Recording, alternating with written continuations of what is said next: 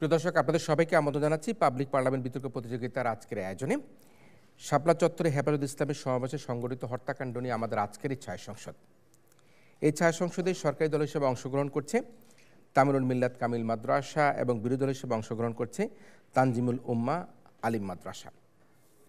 আজকের এই ছায়া সংসদের যে 5 জন সম্মানিত বিচারক বিচার কার্য পরিচালনা করবেন, এবার তাদের সাথে আমি আপনাদের পরিচয় করে দিই। আমাদের সাথে সম্মানিত বিচারক হিসেবে রয়েছেন নিউ এজের সম্মানিত সাংবাদিক মনিরুজ্জামান মিশন, সাধারণ সম্পাদক ল রিপোর্টার্স ফোরাম। বিচারক হিসেবে রয়েছেন অ্যাডভোকেট মোহাম্মদ শফিকুল ইসলাম শফিক, কার্যনির্বাহী সদস্য বাংলাদেশ সুপ্রিম কোর্ট আইনজীবী সমিতি। পরবর্তী বিচারক অধ্যাপক আবু মোহাম্মদ রইস, লেখক, বিতর্ক সংগঠক ও নাট্যকার। এরপরে রয়েছেন ডক্টর এস এ মোর্শেদ, সাবেক বিতার্কিক ও উন্নয়ন যোগাযোগ বিশেষজ্ঞ। এবং সর্বশেষ বিচারক হচ্ছেন সাংবাদিক সাইদুর রহমান, রাজনীতি ও নির্বাচন কমিশন বিষয়ক সম্পাদক, দৈনিক ইত্তেফাক। সম্মানিত বিচারক মণ্ডলী, যে সকল বিষয়ের উপর নম্বর প্রদান করবে তারটা আপনাদের জানিয়ে রাখি। প্রস্তাব, কৌশল ও দলীয় অবস্থান ব্যাখ্যায় 5, উপস্থাপনায় 5, উচ্চারণ বাচনভঙ্গিতে 5, তথ্য প্রদান 5, যুক্তি প্রয়োগ 5 এবং পয়েন্ট মোকাবেলায় 5 নম্বর। মোট 30 নম্বরের উপর সম্মানিত বিচারক মণ্ডলী তাদের নম্বর প্রদান করবেন। বিতর্ক অনুষ্ঠানটি পর্যবেক্ষণ করে আমাদের সাথে আজকের এই ছায়া সংসদে বক্তাদের বক্তব্যের আলোকে বক্তব্য প্রদান করবার জন্য সম্মানিত প্রধান অতিথি হিসেবে উপস্থিত রয়েছেন মাননীয় প্রধান উপদেষ্টা মহোদয়ের সম্মানিত প্রেস সচিব জনাব মোহাম্মদ শফিকুল আলম। আমরা আমাদের আজকের সম্মানিত প্রধান অতিথি মাননীয় প্রধান উপদেষ্টার সম্মানিত প্রেস সচিব জনাব মোহাম্মদ শফিকুল আলমকে সবাই জোরে তালি দিয়ে অভিনন্দন জানাই।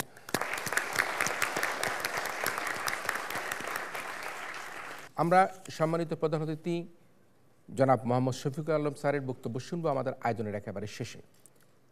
তবে জানিয়ে রাখি, প্রত্যেক বক্তা বক্তব্য প্রদান করবার জন্য মোট 4 মিনিট সময় পাবে। এক্ষেত্রে 3 মিনিটের সতর্ক সংকেত এবং 4 মিনিটের চূড়ান্ত সংকেত ধ্বনিত হবে। এছাড়া প্রতি দল থেকে দলনেতারা আরও অতিরিক্ত 2 মিনিট সময় পাবে যুক্তি খণ্ডনের জন্য। এক্ষেত্রে 1.5 মিনিটের সতর্ক সংকেত এবং 2 মিনিটের চূড়ান্ত সংকেত ধ্বনিত হবে। শুরু করছি আমাদের আজকের ছায়া সংসদ। সর্বপ্রথমেই আমি আহ্বান জানাচ্ছি আজকের এই ছায়া সংসদের মাননীয় প্রধানমন্ত্রী তথা সংসদ নেতা সাওম রহমানকে তার প্রস্তাব উত্থাপন এবং উত্থাপিত প্রস্তাবের আলোকে বক্তব্য প্রদান করবার জন্য। মাননীয় সংসদ নেতা।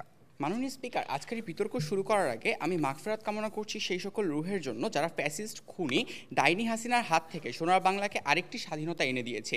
আমি ঘৃণা প্রকাশ করছি, আমি থুতু নিক্ষেপ করছি খুনি ডাইনি হাসিনার ওপর, তার আদর্শের ওপর, তার অনুসারীদের ওপর, আর তার অনুসারীদের পদাঙ্ক অনুসরণকারী প্রত্যেকটা সেই ব্যক্তিদের ওপর যারা এই সোনার বাংলার এই নতুন স্বাধীনতাকে আবার ক্ষুণ্ণ করার চেষ্টা করছে।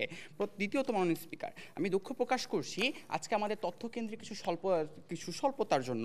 কেননা খুনি হাসিনা ও তার দোসররা তাদের এই ঘৃণ্য কর্মকাণ্ড, তাদের হত্যাকাণ্ডগুলোকে গোপন করার জন্য তারা বিভিন্নভাবে তাদের সেই তথ্যগুলোকে, প্রমাণাদিগুলোকে তারা আসলে বিভিন্নভাবে গোপন করেছে, ধ্বংস করে দিয়েছে।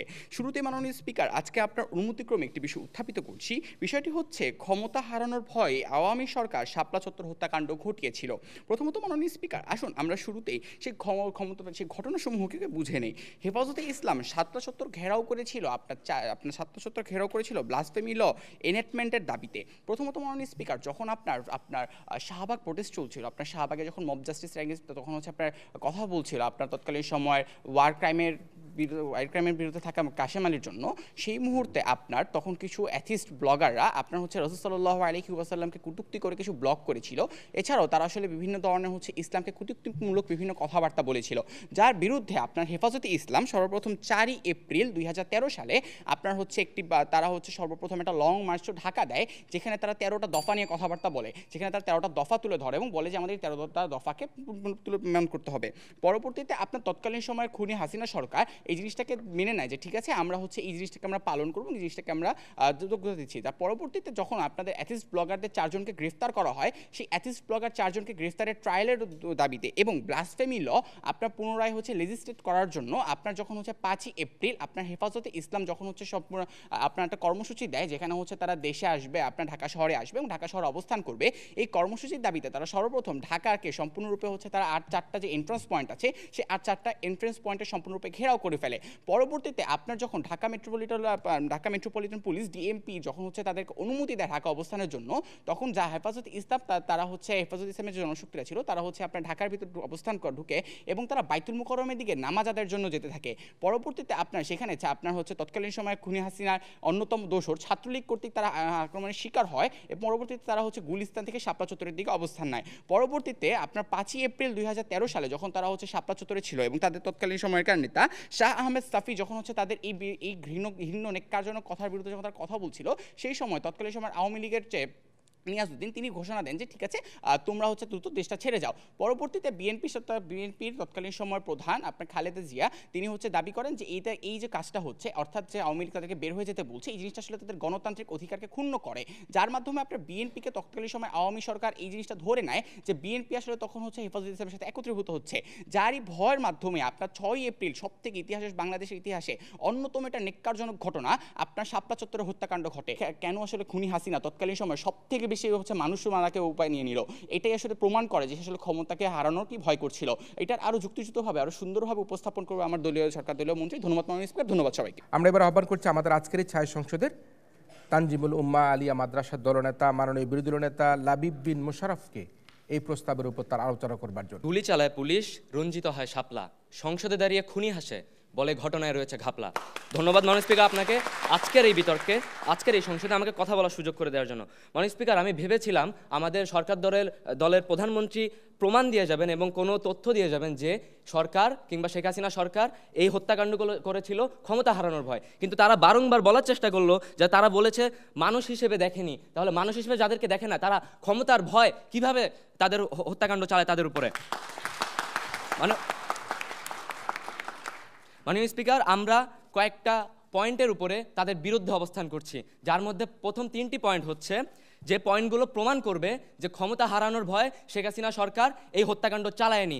তার পয়েন্টের মধ্যে প্রথম হলো ভারতের স্বার্থ রক্ষা, দ্বিতীয়টি হলো ইসলামী জাগরণকে স্তব্ধ করা, ইসলাম বিদ্বেষীদেরকে সুরক্ষা দেয়া, এবং তৃতীয় হলো আওয়ামী মতাদর্শ বাস্তবায়ন ও নিজেদের পরাশক্তি হিসেবে প্রমাণ করা।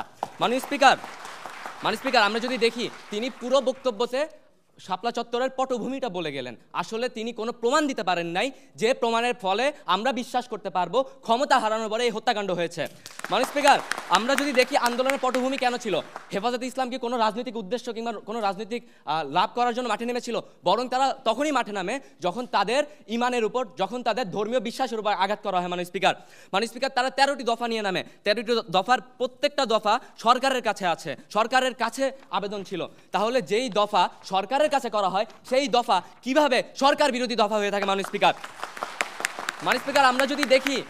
আমরা যদি দেখি দফার প্রথম দফায় তারা বলে সংবিধানে আল্লাহর উপর পূর্ণ আস্থা ও বিশ্বাস পুনঃস্থাপন এবং কোরআন সুন্নাহ বিরোধী সব আইন বাতিল করা। মাননীয় স্পিকার, আমরা দেখতে পাবো শহীদ জিয়াউর রহমান যখন এই দেশের রাষ্ট্রপতি ছিলেন তখন তিনি আমাদেরকে একটা পরিচয় দান করেন, যে পরিচয়টি হলো সংবিধানে আল্লাহর উপর পূর্ণ আস্থা ও বিশ্বাস স্থাপন এবং বিসমিল্লাহ স্থাপন।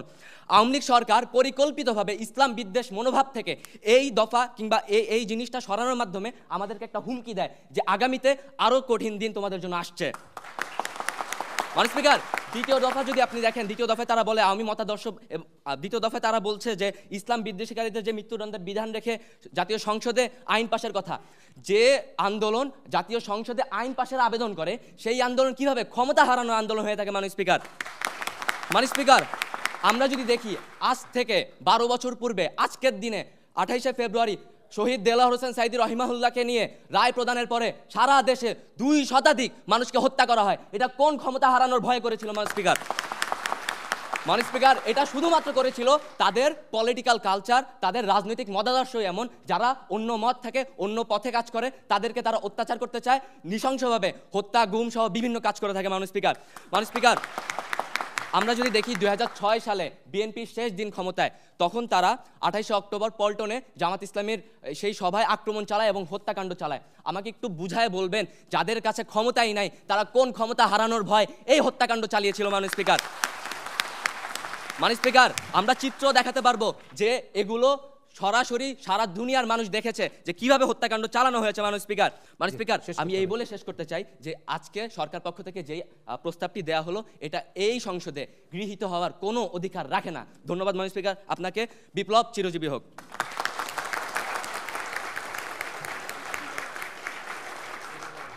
এবার আহ্বান জানাচ্ছি মাননীয় ছায়ামন্ত্রী সাকিব হাসান হামিমকে তার বক্তব্য উপস্থাপন করবার জন্য। শেখ হাসিনা অথবা আওয়ামী সরকার যুগে যুগে উদ্দেশ্য প্রণোদিতভাবে ক্ষমতা হারানোর ভয়ে কিংবা তাদের ক্ষমতা টিকে রাখার জন্য বিভিন্ন সময় বিভিন্ন গণহত্যা কিংবা জেনোসাইড করেছিল।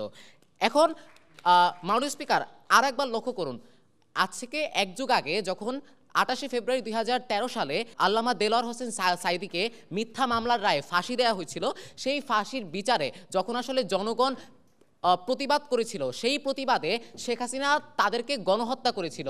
খালেদা জিয়া তখন হচ্ছে বিরোধী দলীয় নেতা ছিল, সে এই গণহত্যাকে হচ্ছে জেনোসাইড হিসেবে প্রচার করেছিল। তার মানে আপনাকে বুঝতে হবে যে খালেদা জিয়া তথা বিএনপি যখন তারা বিরোধী দলীয় দল ছিল, তারা জামাতের পক্ষে ছিল। তার মানে জামাত এবং বিএনপি মিলে তখন আসলে একটা বড় পাওয়ার হোল্ড করত, এবং এই ভয়ের কারণেই পরবর্তীতে আওয়ামী লীগ ক্ষমতা হারানোর ভয়ে এই বিষয়টি ধামাচাপা দেওয়ার চেষ্টা করে।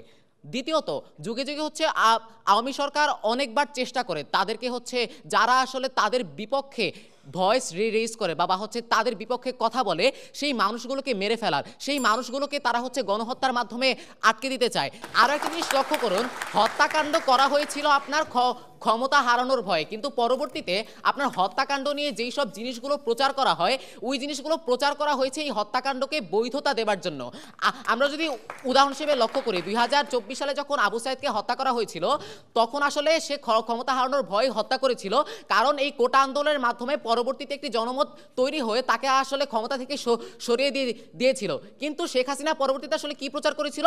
শেখ হাসিনা পরবর্তীতে প্রচার করেছিল এটি জামাত ইসলামীর দ্বারা সংগঠিত একটি গণহত্যা। তার মানে আপনার যেই গণহত্যাগুলো আদিকাল থেকে হয়ে আসতেছে, ওই গণহত্যাগুলো আসলে ক্ষমতা হারানোর ভয়ে করা হয়েছিল, কিন্তু আপনার পরবর্তীতে যেই সব কথাবার্তা বলার চেষ্টা করে তারা বা হচ্ছে জঙ্গির কথা বলে, সেগুলোকে বৈধতা দেবার জন্য করা হয়েছিল।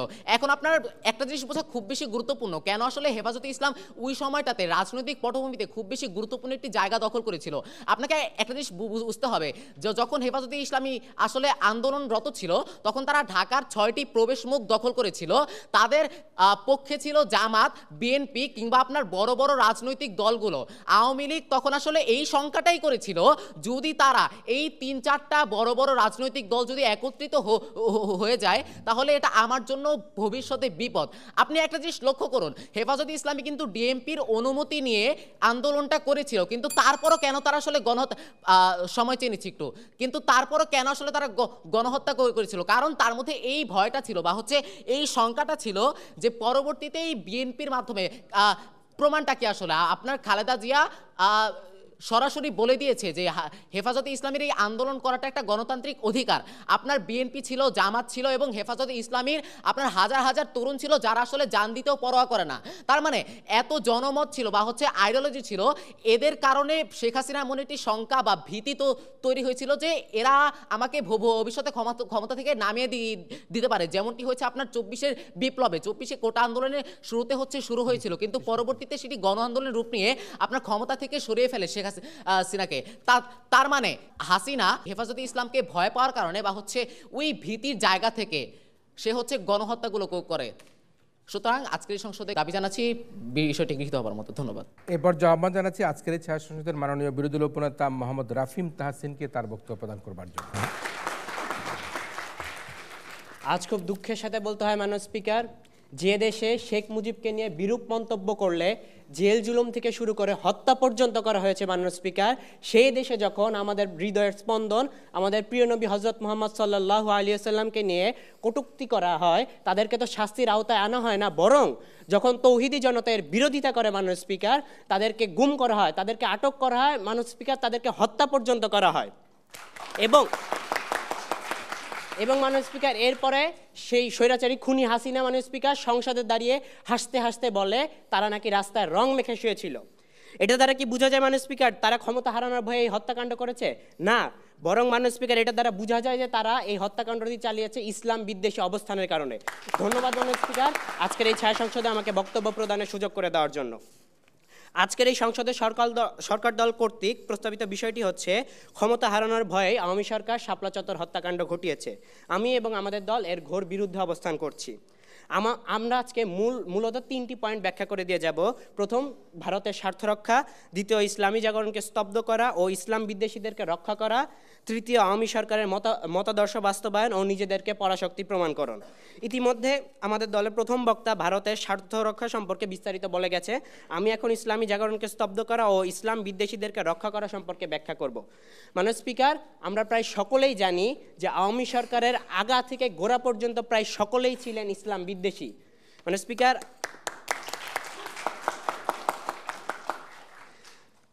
তৎকালীন আওয়ামী সরকারের সাধারণ সম্পাদক সৈয়দ আশরাফকে তো চিনেনি মাননীয় স্পিকার, এই সেই সৈয়দ আশরাফ যিনি কিনা বলেছিলেন আমি হিন্দুও নই মুসলিমও নই, কিন্তু মাননীয় স্পিকার সেই সৈয়দ আশরাফই শাপলা চত্বর হত্যাকাণ্ডের অন্যতম নির্দেশক ছিলেন মাননীয় স্পিকার। এখানেই তিনি ক্ষান্ত হননি মাননীয় স্পিকার, তিনি পরবর্তীতে বলেছিলেন যে যদি সন্ধ্যার মধ্যে হেফাজত কর্মীরা ঢাকা ত্যাগ না করে এর জন্য যা যা পদক্ষেপ নেওয়া দরকার মাননীয় স্পিকার তারা সেই সকল পদক্ষেপ নিবে। মাননীয় স্পিকার, এটা দ্বারা কি বোঝা যায় মাননীয় স্পিকার? এটা দ্বারা বোঝা যায় যে সে নিজেই বলেছে যে আমি হিন্দুও না মুসলিমও না, কিন্তু সে নিজে পরে যে ইসলাম বিরোধী ইসলাম বিদ্বেষী কাজ করেছে, ইসলাম মুসলমানদেরকে হত্যা করেছে, তৌহিদি জনতাকে হত্যা করেছে মাননীয় স্পিকার।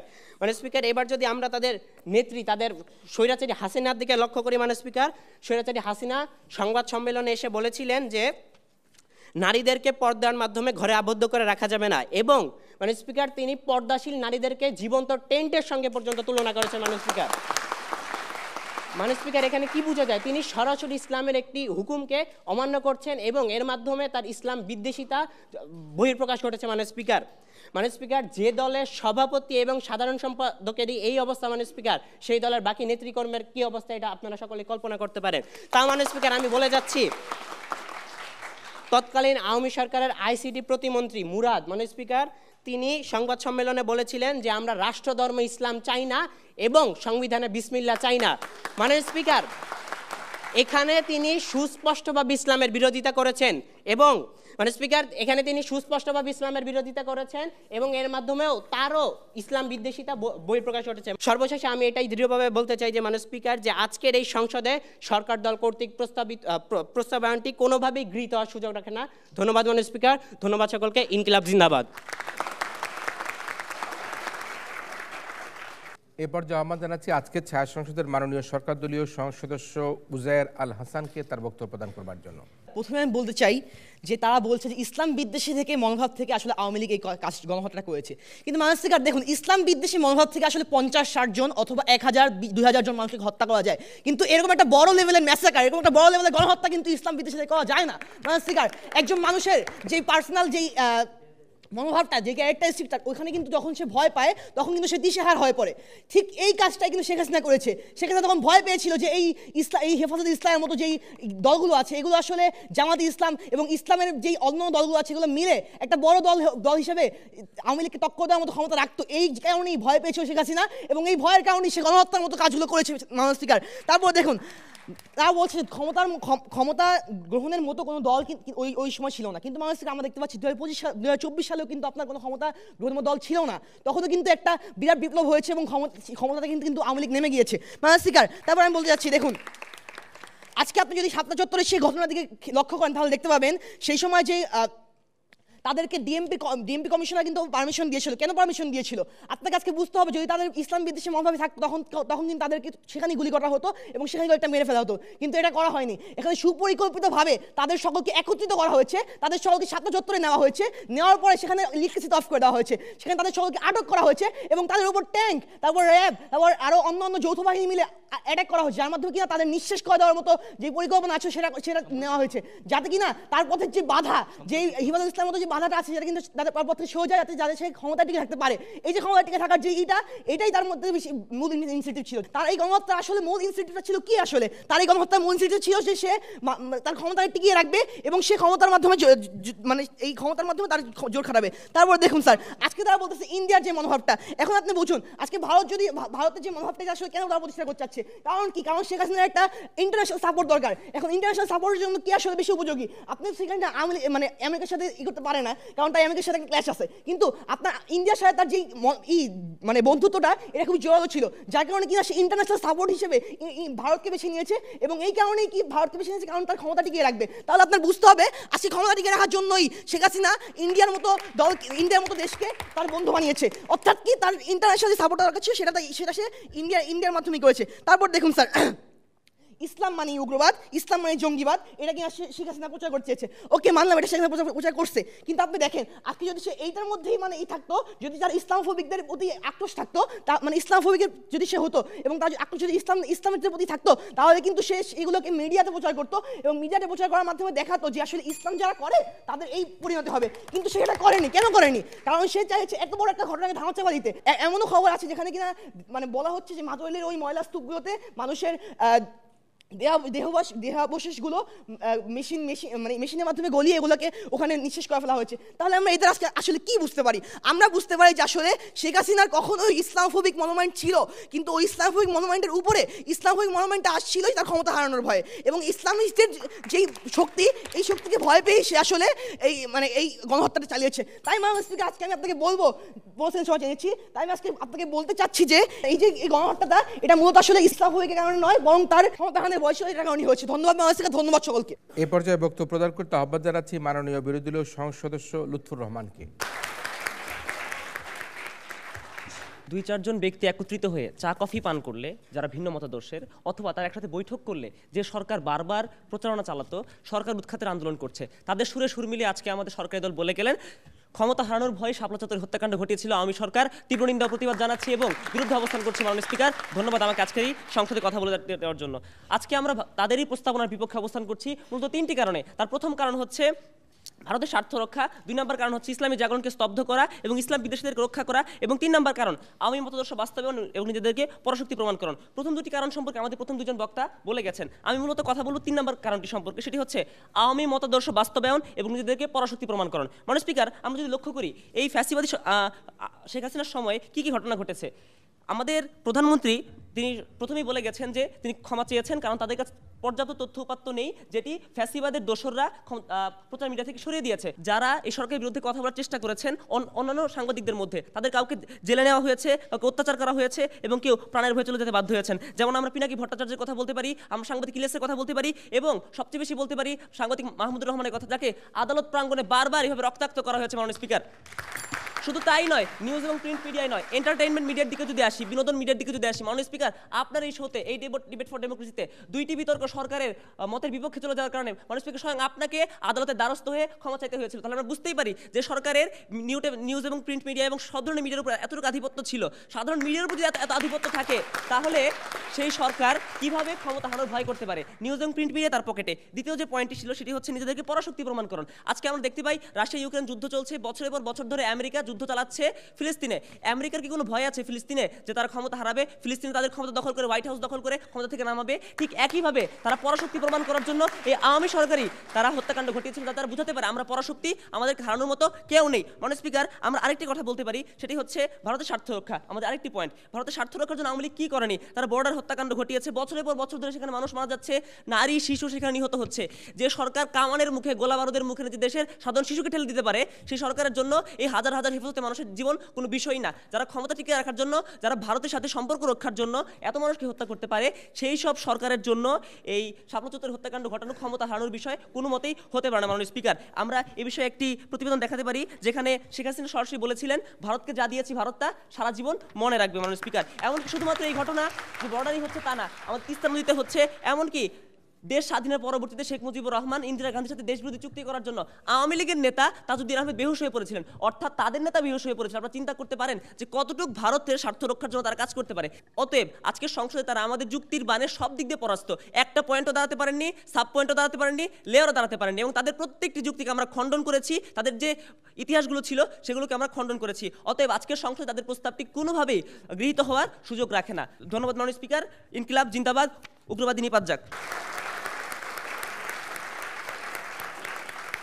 আমরা আবার একটা যুক্তি খণ্ডন পর্বে 2 দলের দলনেতার কথা শুনে নিতে চাই। প্রথমে আহ্বান জানাচ্ছি মাননীয় বিরোধী দলনেতা লাবিব বিন মোশাররফকে পুনরায় তার 2 মিনিট বক্তব্য উপস্থাপন করার জন্য। সরকার দলের পক্ষ থেকে আমাদের প্রত্যেকটি প্রশ্নের উত্তর দিয়ে যাবেন, কিন্তু একটা প্রশ্নের উত্তর তারা দিলেন না। মানে স্পিকার, তারা বারবার ঘুরিয়ে ফিরিয়ে বলার চেষ্টা করেছেন যে ক্ষমতা হারানোর ভয়েই শেখ হাসিনা সরকার এই হত্যাকাণ্ড চালিয়েছে। তাহলে মাননীয় স্পিকার, তাদের যে সামগ্রিকভাবে আওয়ামী লীগ সরকার, সামগ্রিকভাবে ছাত্রলীগ যুবলীগ যারা ছিল, তারা যে মুসলমান হোক অমুসলমান হোক, বিশ্বজিৎ তো মুসলমান ছিল না মাননীয় স্পিকার, কিন্তু শিবির ট্যাগ প্রদানের মাধ্যমে তাকে যে হত্যা করা, বৈধতা প্রদান করা হলো, এটা কোন ক্ষমতা হারানোর ভয় মাননীয় স্পিকার? মাননীয় স্পিকার, 24-এর আন্দোলন আর 13 সালের আন্দোলন এক নয় মাননীয় স্পিকার। 24-এর আন্দোলনে তারা কোনো প্রকার শাহবাগ গঠন করতে পারেনি। তারা চেষ্টা করেছে এদেরকে শিবির ট্যাগ দেয়া, এদেরকে রক কাটা ট্যাগ দেয়া, কিন্তু ছাত্র সমাজ জানে যে এই ট্যাগিংয়ের খেলা অনেক আগে শেষ হয়ে গিয়েছে মাননীয় স্পিকার। মাননীয় স্পিকার, তারা জানে যে এই ট্যাগ দিয়ে তাদেরকে আর আটকানো যাবে না, যার ফলে এই আন্দোলন এই আন্দোলন সফল হয়েছে। কিন্তু 2013 সালের ইতিহাসটা আপনি যদি একটু দেখেন, আপনাদের কাছে আমি আবার প্রশ্ন করছি এবং যুক্তির খাতিরে বলছি যে কেন তারা শাহবাগ গঠনের মাধ্যমে এই হত্যাকাণ্ডগুলোকে বৈধতা প্রদান করলো, আর এই বৈধতা প্রদানের পর কেন কোনো রাজনৈতিক দল আন্দোলনে নামতে পারলো না? এটা কিন্তু আমার দলের অন্য নেতারা বলে গিয়েছেন যে তারা দলীয়ভাবে শক্তিশালী ছিল না, বরং তারা নিজেদের দলকে সুরক্ষিত কিংবা নিজেদের দলকে পুনর্গঠন করার লক্ষ্যে কাজ করে যাচ্ছিল। মাননীয় স্পিকার, এর মাধ্যমে আমরা প্রমাণ করতে সফল হয়েছি যে ক্ষমতা হারানোর ভয় শেখ হাসিনা সরকার এই হত্যাকাণ্ড চালায়নি, বরং তার ইসলাম বিদ্বেষী এবং ভারতের স্বার্থ রক্ষা এবং নিজেকে প্রমাণ করার ক্ষেত্রে এই হত্যাকাণ্ডগুলো চালিয়েছে। মাননীয় স্পিকার, ধন্যবাদ আপনাকে, ধন্যবাদ সকলকে।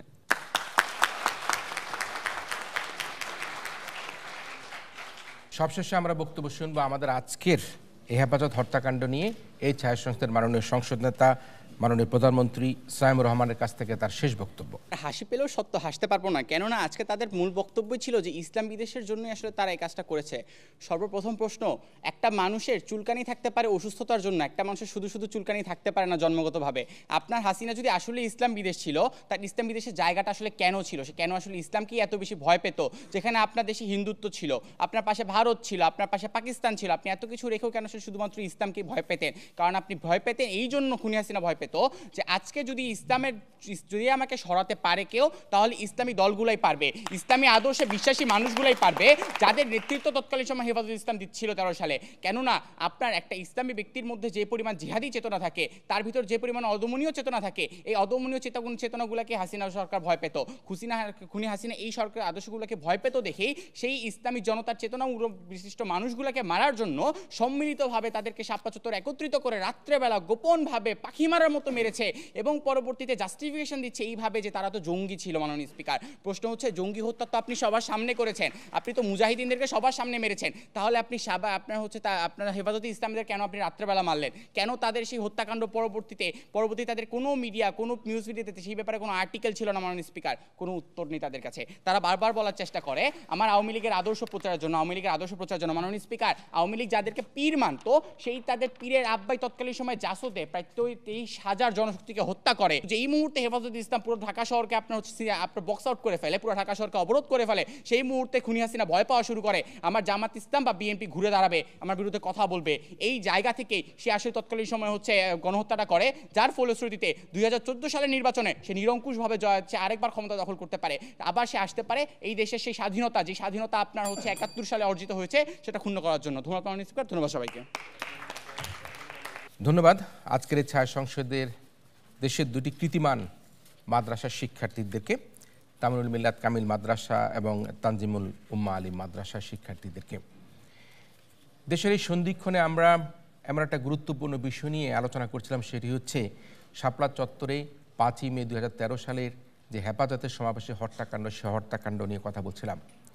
বাংলাদেশের ইতিহাসে বিডিআর হত্যাকাণ্ডের পরে আরেকটি সবচেয়ে বড় কালো দাগ হচ্ছে গিয়ে এই শাপলা চত্বরে হেফাজত ইসলামের ফ্যাসিস্ট হাসিনা সরকারের নির্দেশদাতা হিসেবে র্যাব, পুলিশ এবং বিজেপিকে ব্যবহার করে এই ধর্মপরায়ণ মুসলিমদেরকে হত্যা করবার জন্য, শিশু কিশোরদের হত্যা করবার মতো একটা নক্কারজনক ঘটনা বাংলাদেশের ইতিহাসে সবচেয়ে বড় একটা কালো দাগ হয়ে থাকবে।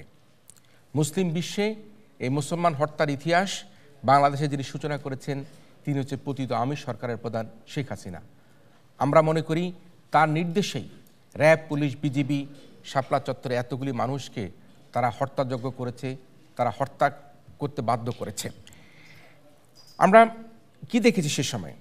আমরা দেখেছি রাত 3টার সময় যখন সমস্ত মুসলিম জনতা তারা তাদের সমাবেশ করে একটু ঘুমিয়ে পড়েছিল, একটু বিশ্রাম নিচ্ছিল, ঠিক তখনই যৌথ বাহিনীর অভিযানে শেখ হাসিনার সাথে পরামর্শ করে তৎকালীন ডিএমপির কমিশনার, আইজিপি এবং তৎকালীন মন্ত্রীরা সহ সকলে পরামর্শ করে শেখ হাসিনার সেই নির্দেশ মোতাবেক ঘুমন্ত মুসলমানদের উপর 20 মিনিটের মধ্যেই র্যাব, পুলিশ এবং বিজিবি সহ মুহুর্মুহুর গুলি চালিয়ে, কাঁদনি গ্যাস দিয়ে ফাঁকাবাস করে তারা সেই হেফাজতে সেই চত্বরকে তারা দখল করে নিল এবং অগণিত মুসলিমদেরকে, ছাত্র শিক্ষককে তারা হত্যা করতে তারা সেখানে কোনো দ্বিধাবোধ করলো না।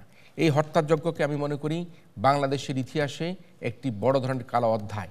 বাংলাদেশে অনেকগুলি হত্যাযজ্ঞ নিয়ে কমিশন হয়েছে। আমি দাবি করতে চাই শাপলা চত্বরে হেফাজত ইসলামের উপর যে হত্যাযজ্ঞ ঘটেছে সেই হত্যাযজ্ঞ নিয়ে একটি কমিশন গঠন করে তার একটি নির্মম বিচার ব্যবস্থা করবার জন্য। সেখানে রাত্রেবেলা যখন অগণিত মানুষ হত্যার শিকার হলো তখন পরের দিন ঠাট্টা করে বলা হলো রক্ত মেখে শুয়েছিল, অথচ আমরা দেখেছি যে ময়লার গাড়িতে করে সেখানে লাশ নিয়ে গিয়ে জুরাইন কবরস্থানে দাফন করতে দেখেছি। বলা হচ্ছে রানা প্লাজার সেখানে যে লাশ পাওয়া গেছে সে লাশ হিসেবে তাদেরকে সেখানে দাফন করা হয়েছে। আমরা দেখেছি কিভাবে পানি দিয়ে রক্ত পরিষ্কার করা হয়েছে। আমরা দেখেছি হেফাজত ইসলামের যে স্টেজ ছিল স্টেজের পাশে কতগুলি লাশ পড়েছিল। আমরা দেখেছি কিভাবে অধিকার নামক সংগঠনটি 61 জন হেফাজত ইসলামের মানুষ হত্যা করবার কথা তাদের তথ্য প্রকাশ করলো, প্রতিবেদন প্রকাশ করলো। সেই অধিকারের প্রধানকে কীভাবে নির্যাতন করা হলো, কীভাবে গ্রেপ্তার করা হলো, কীভাবে কারাবন্দী করা হলো, সব কিছু কিন্তু আমাদের মনে আছে। তাই আমরা মনে করতে চাই যে হেফাজত ইসলামের সেই সমাবেশের যে হত্যাকাণ্ড, সেই হত্যাকাণ্ড সুপরিকল্পিত রাজনৈতিক হত্যাকাণ্ড। সে হত্যাকাণ্ড ইসলামী বিদ্বেষী মনোভাবকে প্রতিহিংসার শিকার হয়ে ক্ষমতায় টিকে থাকবার জন্য শেখ হাসিনা সে সময় হেফাজত ইসলামের উপর সে আক্রমণ করেছে। হেফাজত ইসলামের সে আক্রমণের প্রধান কারণ ছিল যখন বিরোধী দল তাদের মতামত ব্যক্ত করতে পারছিল না, যখন ঢাকা শহরকে মুসলিম জনতা ঘিরে ফেলছিল, তখন শেখ হাসিনা একটা ভয়ের মধ্যে ছিল যে ঢাকা শহরকে যদি তারা ঘিরে ফেলে, তারা শাপলা চত্বরে যদি বসে পড়ে, তাহলে শেখ হাসিনার পতন ঘটে কিনা। সে কারণে ইসলামী শক্তিকে তারা দুর্বল করার জন্য প্রতিবেদী রাষ্ট্রের প্রেসক্রিপশন নিয়ে ক্ষমতায় টিকে থাকবার জন্য শাপলা চত্বরে এই ধরনের হত্যাকাণ্ড চালিয়েছে ফ্যাসিস্ট আওয়ামী সরকার। আমরা বলে দিতে চাই যে যারা এই হত্যাযজ্ঞ চালিয়েছে তাদের বিচার অনিবার্য এবং তাদেরকে বিচার করতে হবে। আজকে এত কিছু নিয়ে কথা বলা হয়, কিন্তু হেফাজতের যে হত্যাকাণ্ড সেটি নিয়ে কেন কথা বলা হয় না? আজকে আমার মাদ্রাসার ছাত্ররা, আজকে মাদ্রাসার যারা আমার ওলামারা, তারা কি খুব দুর্বল? তারা কি দরিদ্র? তাদের হাতে পয়সা নাই নাকি তাদের নিয়ে এত কথা বলা হয় না? তা আমি বলতে চাই যে আজকের এই শাপলা চত্বর হত্যাকাণ্ডের বিচারের দাবি আজকের এই মঞ্চ থেকে আমি মনে করি এই সরকারকে অন্তর্বর্তীকালীন সরকার শুরু করবেন এবং সেই বিচার ব্যবস্থার কার্যক্রম পরবর্তী সরকার যিনি আসবেন তিনি হয়তো কার্যক্রম সেখানে শেষ করবেন। আমরা শুনেছি খালি এই হত্যার যিনি নির্দেশদাতা তিনি হচ্ছেন শেখ হাসিনা, কিন্তু এই মাস্টার মাইন্ড কারা ছিল, কারা পরিকল্পনা করেছে, কারা ডিএমপি অফিসে গিয়েছে, কারা গুলি চালিয়েছে, কত গুলি চালিয়েছে, কতজনকে হত্যা করেছে, এর কিন্তু খতিয়ান আমরা এখনো পর্যন্ত পাইনি। আমরা আশা করব যে অন্তর্বর্তীকালীন সরকার প্রধান প্রফেসর ডক্টর ইউনূস স্যার তিনি এই বিষয়ে অত্যন্ত সুচিন্তিত মতামতের মাধ্যমে তিনি এই হত্যাকাণ্ডের একটা বিচার ব্যবস্থার প্রথম যে সূচনাটি সেই সূচনাটা তিনি করবেন বলে আমরা আশা করতে চাই। সেগুলি তদন্ত করে সবার কাছ থেকে ডিসিএসপিদের মাধ্যমে বর্তমানে এই উদ্ঘাটন করা যে আসলে সেই হেফাজত ইসলামের হত্যাকাণ্ডে কতজন মানুষ শহীদ হয়েছিল সেই শহীদদের তালিকা প্রণয়ন করা। সবশেষে আমি একটা কথা বলতে চাই, সেটি হচ্ছে দেশটা আমাদের সবার। আমরা আজকে হিন্দু বলি, মুসলমান বলি, বৌদ্ধ বলি, খ্রিস্টান বলি, আমরা প্রত্যেকে একসাথে এক তালে এক আমার দেশকে এগিয়ে নিতে হবে এবং এই দেশকে এগিয়ে নিয়ে যাবার জন্য আমরা এখন যে রাজনৈতিক যে বিভক্তি এই 6 মাস মধ্যেই আমরা দেখতে পাচ্ছি, সেই বিভক্তি আমরা দেখতে চাই না। আমরা বাংলাদেশ জাতীয়তাবাদী দল, বিএনপি, জামাতে ইসলাম, ছাত্র প্রত্যেকে তার নিজস্ব এজেন্ডা নিয়ে যে যুক্তিতর্কের মাধ্যমে দেশকে এগিয়ে নিয়ে যাবে। আমরা কোনো বিভক্তির মধ্যে দিয়ে ফ্যাসিস্ট সরকার বাংলাদেশে আবার ফিরে আসুক সে ধরনের কোনো ঘটনা আমরা দেখতে চাই না। তা আমি মনে করি হেফাজত ইসলামের এই হত্যাকাণ্ডের বিচার যদি আমরা করতে পারি, হত্যাকাণ্ডের বিচার শুরু করতে পারি, তাহলে আমরা আমাদের যে মনের দাবি, আমাদের যে মনের ক্ষুধা সেটি মিটাবার জন্য আমরা মনে করি অন্তর্বর্তীকালীন সরকার আরেক ধাপ এগিয়ে যাবে। আমি সবাইকে ধন্যবাদ জানাচ্ছি আমার বক্তব্য শুনবার জন্য এবং এই পর্যায়ে আহ্বান জানাচ্ছি যিনি এই সময় যখন হেফাজতের হত্যাকাণ্ড ঘটে তিনি এএফপিতে কর্মরত ছিলেন, তিনি প্রত্যক্ষদর্শী হিসেবে অনেক কিছু দেখেছেন, যিনি আজকের অনুষ্ঠানে সম্মানিত প্রধান অতিথি মাননীয় প্রধান উপদেষ্টা প্রেস সচিব জনাব মোহাম্মদ শফিকুল আলম। আমি প্রধান অতিথি হিসাবে আজকের অনুষ্ঠানের প্রধান অতিথি জনাব মোহাম্মদ শফিকুল আলমকে এই পর্যায়ে তার বক্তব্য প্রদান করবার জন্য অনুরোধ করছি। হেফাজতের হত্যাকাণ্ডের সময় আমি এএফপিতে ছিলাম। এএফপি হলো ফ্রান্সের বার্তা সংস্থা। আমার ক্যারিয়ারের এটা ছিল সবচাইতে ভয়ের দিন এই জন্য যে আমরা যে ডেথ টোল যারা মারা গিয়েছেন তাদের যে নাম্বার আমরা অনেক বেশি বলছিলাম। সরকার প্রথমে সরকার স্বীকারই করেনি, পরে বলেছে 7 জন মারা গেছে, তারপরে ওইটাকে তারা বলেছে 13 জন মারা গেছে এবং শেষে লাস্ট মনে হয় তাদের যেটা ফাইনাল এস্টিমেট ছিল 23 জন। কিন্তু আমরা যেটা করেছি যে আমরা প্রথম থেকেই দেখিয়েছি যে কত মারা গেছে। যেমন ধরেন তখন বারাকা জেনারেল একটা হসপিটাল ছিল, সেই হসপিটালে 6টা লাশ ছিল। আমরা প্রথম এটা মানে বের করি যে এইখানে এই 6টা লাশ এবং 6টা লাশের ক্ষেত্রেই এই গুলি মাথায় লেগে এদিক দিয়ে বের হয়ে গেছে পিছনে। এখন এই যে 6টা লাশ, এখন ওদের সাথে আমরা কথা বলছি, ওরা আমাদেরকে বলছে যে হ্যাঁ আমাদের এখানে 6টা লাশ আসছে, কিন্তু ওরা নাম বলবে না। আমি তো ওকে রেফারেন্স আনবো যে বারাকাত জেনারেলের একজন অ্যাডমিনিস্ট্রেটিভ অফিসার বলেছেন বা হেড নার্স বলেছেন বা ডাক্তার বলেছেন যে 6 জন মারা গেছে। এতটা একটা ভয়ের পরিবেশ, আপনার এখানে হাসপাতালে লাশ আসছে অথচ আপনি স্বীকার করছেন না যে লাশ এখানে আসছে। আমরা 3-4 জনের কাছে কথা বলে যখন আমরা শিওর হয়েছি তখন আমরা দিয়েছি, তাও আবার ওর নামটা আমার দেওয়া হয় নাই। নাম না দিলে হয় যে সরকার আপনাকে কন্টেস্ট দেয়, তুমি এটা মিথ্যা নিউজ দিচ্ছ। আমি যেহেতু ফরেন নিউজ এজেন্সি, আমাকে ওই মিথ্যার একটা অপবাদ দিতে পারে। ঠিক সিমিলারলি ইসলামী ব্যাংক হাসপাতালেও প্রচুর লাশ আসছিল, তো ওরাও আমরা দেখেছি যে খুব ভয়ে। ইসলামী ব্যাংকের তো 2টা শাখা, একটা হচ্ছে শাহজাহানপুর আর একটা হচ্ছে হলো কাকরাইল। ওদের যে শাখাগুলোতে প্রচুর লাশ আসছিল এবং ওরাও, আমরা বারবার কথা বলছি, ওরা স্বীকার করতে চায় না। খুব ভয়ের একটা পরিবেশ।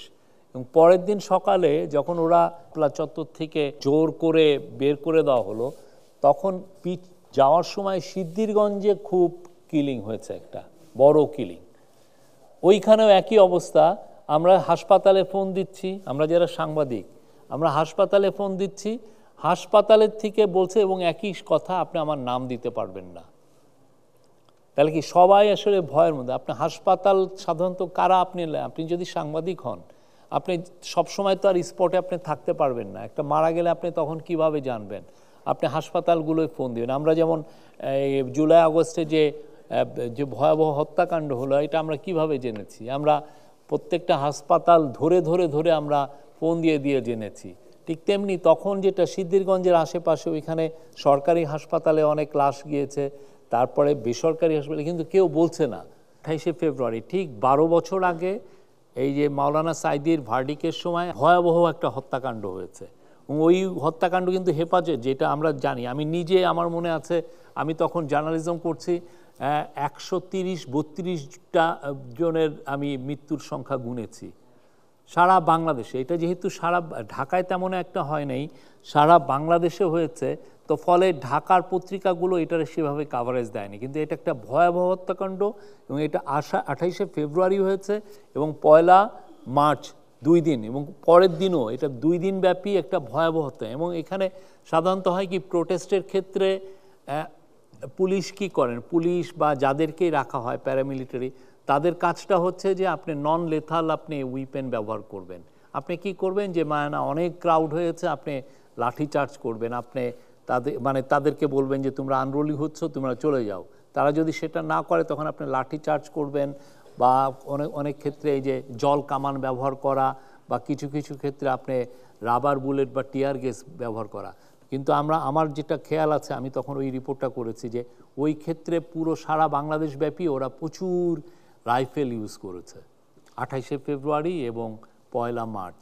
আপনারা যদি, আমার মনে হয় যে এটা নিয়েও যে ইনভেস্টিগেট করে, নতুন করে ইনভেস্টিগেট করা উচিত। এটা একটা বড় রকমের একটা হত্যাকাণ্ড। আমি আমার জার্নালিজম ক্যারিয়ারে আমি যেগুলো কাভার করেছি, এটা আমি 2 দিন ধরে খালি লাশ গুনছি। সেই কুতুবদিয়াতে, সেই বগুড়াতে, সেই নীলফামারীতে, এমন কোথাও নাই যেখানেই প্রোটেস্ট হয়েছে সেইখানেই 3 জন, 4 জন, 5 জন, 10 জন করে মারা গেছেন। বাংলাদেশে এই যে একটা কিলিংয়ের একটা যে পলিটিক্স, সেটা আসলে পতিত স্বৈরাচার এই কিলিংটা এগুলো করে সে আসলে দেশে একটা ভয়ের একটা পরিবেশ তৈরি করেছে। দ্বিতীয় হচ্ছে যে সে চেয়েছে যে তার ক্ষমতাটা পাকাপোক্ত হোক এবং অ্যাট দ্য সেম টাইম সে ওয়ার অ্যান্ড টেররের সমস্ত বেনিফিটটা নিতে চেয়েছে। বাইরে দেখিয়েছে যে I am your good partner, তুমি আমাকে ক্ষমতায় রাখো, I will do that, I will make sure যে তোমার স্বার্থটা আমি এখানে রক্ষা করব। এই পুরো ন্যারেটিভটাই এবং এইটার ফলে আপনি দেখেন এই 2টা হত্যাকাণ্ডর ফলে যখন সে 2014 সালের 5ই জানুয়ারি ইলেকশনে যখন সে রিগিং করলো, একটা ব্ল্যাটান্ট রিগিং, এই রিগিংটা সে দেখা যাচ্ছে যে ওয়েস্ট তাকে এন্ডোর্স করছে, আমাদের নেইবাররা তাদেরকে এটাকে এন্ডোর্স করছে, না তুমি এই যে মানুষের আপনি এমন আমরা ভোট দিব, ভোট দেওয়ার অধিকারটা কেড়ে নিয়েছে। এবং এটা পুরো একটা বড় রকমের একটা ডাকাতি, ভোট ডাকাতি, এবং যেটা হচ্ছে যে পুরো পৃথিবীর সামনে দিয়ে। কারণ এটা সে কেন করতে পেরেছে, কারণ সে এই যে আগের হত্যাকাণ্ড করলো, করে দেখালো যে আমি ওর গুড পার্টনার। যেই মামলা হয়েছে প্রত্যেকটা মামলারই আসলে আমরা চাই যে এটা ভালো মতো ইনভেস্টিগেশন হবে। শাপলা চত্বরের হত্যাকাণ্ডে যে মামলা হয়েছে সেটার ভালো রকমের ইনভেস্টিগেশন হবে এবং এই মামলার মাধ্যমে আমরা অনেক কিছু, যেই ইনভেস্টিগেশনটা চলবে তার মধ্যে আমরা আসলে পুরো ঘটনাটা জানতে পারবো কি হয়েছিল। Thank you. আমরা ফলাফল পেয়ে গিয়েছি। আমরা হ্যাঁ এবং না ভোট নিয়ে আমাদের আজকের ফলাফল ঘোষণা করব সম্মানিত বিচারকদের রায়। হেফাজতের যে সমাবেশ, সেই সমাবেশের হত্যাকাণ্ডে নিয়ে আজকে যে প্রস্তাবটি, সে প্রস্তাবটি হচ্ছে ক্ষমতা হারানোর ভয়ে আওয়ামী সরকার শাপলা চত্বর হত্যাকাণ্ড ঘটিয়েছিল। যারা এই প্রস্তাবের পক্ষে আছেন তারা হ্যাঁ বলুন। যারা প্রস্তাবের পক্ষে আছে হ্যাঁ বলুন।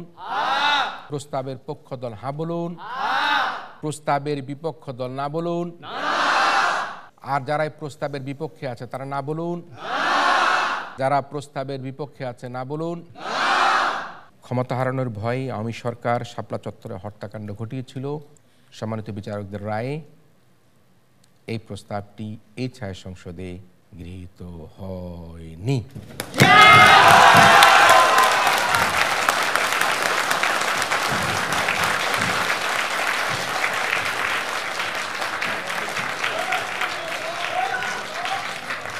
যেহেতু প্রস্তাবটি গৃহীত হয়নি, সে কারণে বলতে হচ্ছে আজকের এই ছায়া সংসদে না যুক্ত হয়েছে, না যুক্ত হয়েছে এবং না যুক্ত হয়েছে। না যুক্ত হওয়ার কারণে আমরা আমাদের আজকের এই ছায়া সংসদের বিরোধী দল তানজিমুল উম্মা আলিম মাদ্রাসাকে বিজয় বলে ঘোষণা করছি।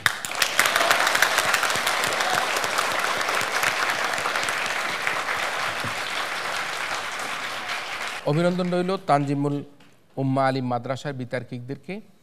আরও বেশি অভিনন্দন জানাই বাংলাদেশের প্রথম সারির একটি শিক্ষা প্রতিষ্ঠান তামিলুল মিল্লাত কামিল মাদ্রাসার বিতার্কিকদেরকে তাদের যুক্তি, তথ্য দিয়ে আজকের এই ছায়া সংসদে প্রাণবন্ত করবার জন্য। সুপ্রিয় দর্শক মণ্ডলী, আপনারা যারা তখন টেলিভিশনের পর্দায় দেশে অথবা বিদেশে ডিবেট ফর ডেমোক্রেসি আয়োজিত আমাদের এই ছায়া সংসদ দেখলেন, আপনাদের সবাইকে আমাদের আগামী সংসদ দেখার আমন্ত্রণের মধ্যে দিয়ে আজকের মতো এই মক পার্লামেন্ট এখানে শেষ করছি।